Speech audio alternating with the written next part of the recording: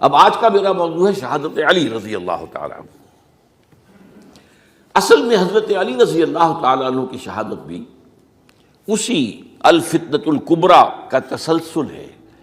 وہ جو عبداللہ ابن سبا کا پیدا کردہ عظیم ترین فتنہ تھا، اسی کا ایک نتیجہ حضرت علی کی شہادت بھی ہے، لیکن وہ بات ذرا تفصیل سے سمجھنی ہوگی، اور اس کے لیے میں ممنون احسان ہوں۔ حال ہی میں ایک کتاب چھپی ہے، ڈاکٹر سید رضوان علی ندوی، وہ محقق ہیں تاریخ کے، انہوں نے بڑی تاریخی تحقیق کے بعد جو باتیں بیان کی ہیں وہ میں آپ کے سامنے رکھ رہا ہوں۔ عرب میں جنوب مغرب کی کونے میں، جہاں یہ یمن بھی آباد ہے، اس کے اوپر نجران ہے، اسی علاقے میں یمامہ کا علاقہ کہلاتا ہے۔ یہاں ایک قبیلہ آباد تھا، بنو تمیم۔ یہ جو لوگ تھے بڑے کرخت مزاج، جنگجو، اکھڑ، ضدی، اور جس بات کو ایک دفعہ مان لے اس پر اڑ جانے والے اور مر مٹنے والے۔ یہیں سے فتنہ پہلا اٹھا تھا، سب سے بڑا جو نئے جھوٹے نبی کھڑے ہوئے تھے ان میں سب سے بڑا تو مسیلمہ کذاب تھا، یہی تو علاقہ تھا۔ اور اس کے خلاف اس فتنے کی سرکوبی میں کتنے صحابہ، 1200 صحابہ ایک جنگ کے اندر شہید ہوئے، جن میں 500 جو ہیں وہ حفاظ تھے رضی اللہ تعالیٰ عنہ اجمعین۔ تو یہ لوگ جو یہ تھے بڑے زوردار تھے۔ اس قبیلے کے بارے میں حضرت عمر رضی اللہ تعالیٰ عنہ نے ایک بڑی عجیب حکمت عملی اختیار کی۔ ان کو وہاں سے اکھاڑ کر اور ایران کی سرحدوں پر آباد کر دیا، اب جہاں پر جہاد ہو رہا تھا، تاکہ ان کے اندر جو یہ جنگجوئی ہے یہ اب اس مقصد کے لیے استعمال ہو، اب وہ دارالاسلام کی توسیع کے مقصد کے لیے استعمال ہو، اور وہ ہوئی۔ حضرت عمر نے 2 چھاونیاں بنائی تھی رضی اللہ تعالیٰ عنہ، کوفہ اور بصرہ، کیونکہ ظاہر بات ہے کہ اب جو اسلام کا دائرہ پھیل رہا تھا اور اسلامی حکومت پھیل رہی تھی، اور زیادہ تر جو ہے مشرق کی طرف پھیل رہی تھی، ایران اور خراسان وغیرہ کی طرف، تو اب مدینے سے اس کا کنٹرول اتنا آسان نہیں تھا، فاصلہ تھا، تو چھاونیاں بنائیں تاکہ یہ اس سرحد کے اوپر یہ موجودہ مرکز رہے، یا فوجیں موجود رہیں، کہیں کوئی بغاوت ہو تو اس کو کچلنے کے لیے وہ قوت فوری طور پر دستیاب ہو سکے۔ یہ لوگ ہیں کہ جو عبداللہ ابن سبا کی فتنے سے سب سے زیادہ متاثر ہوئے۔ ان کی مزاج میں وہ کجی تو تھی نا۔ حضرت عمر بھی ان کا جو ایک مضبوط کنٹرول تھا انہیں دبائے رکھا ہے، اور ان کا رخ جو ہے ایک دوسری طرف موڑ کر اس سے اسلام کو فائدہ پہنچایا۔ لیکن اس کے بعد جب فتنہ جو آیا یہ عبداللہ ابن سبا، تو سب سے بڑھ کر یہی لوگ اس کے ماننے والے، اور انہی میں سے وہ لوگ تھے جنہوں نے جانیں بھی دے دی ہیں، جنہیں حضرت علی نے زندہ جلایا ہے، اس لیے کہ وہ کہتے تھے کہ علی خدا ہے۔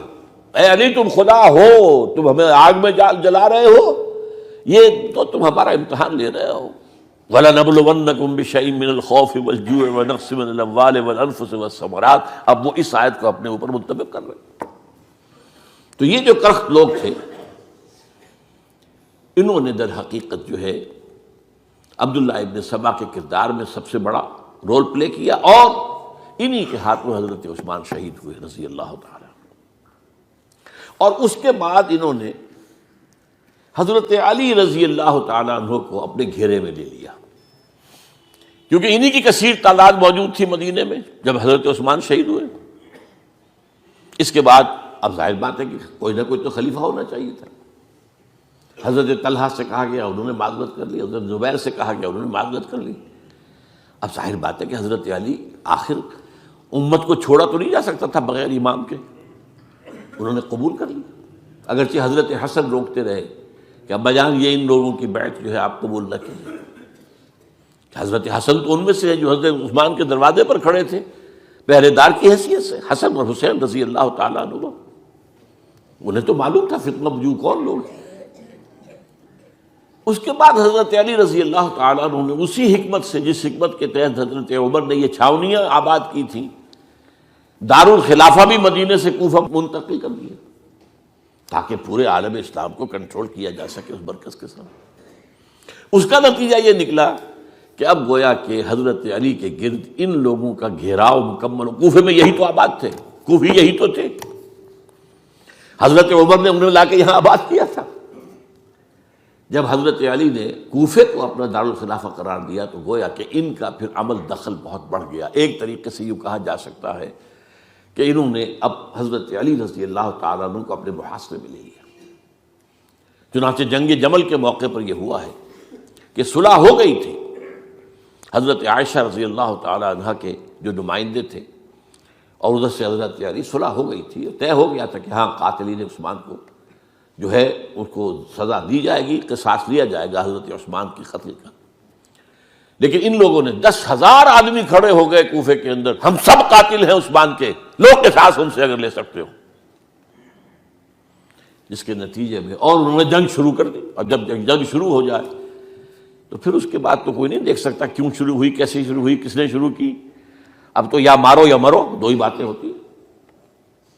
10,000 مسلمان ایک رات میں شہید ہوئے جنگ جمل میں۔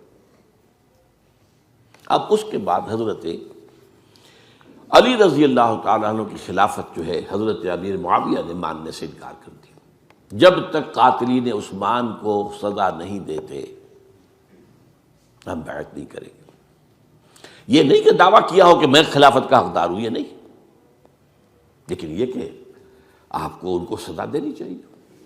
اب یہ تھا وہ مخمصہ جس میں حضرت علی رضی اللہ تعالیٰ عنہ وہ فرماتے تھے تم میرا ساتھ دو تو میں ان قاتلین عثمان سے سزا جو ہے ان کو سزا دے سکتا۔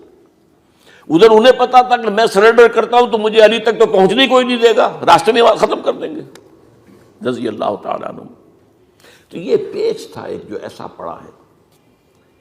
اب اس میں جب حضرت معاویہ اور حضرت علی کے مابین فیصلہ کن جنگ ہوئی، جنگ صفین جسے کہتے ہیں،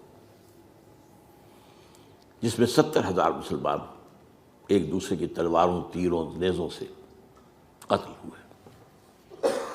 اس موقع پر حضرت معاویہ کی طرف سے ایک آفر آئی، قرآن مجید کو نیزے پر اٹھا کر لوگوں نے کہا کہ یہ خون ریزی بند کر دو، ہم قرآن کا فیصلہ ماننے کو تیار ہیں۔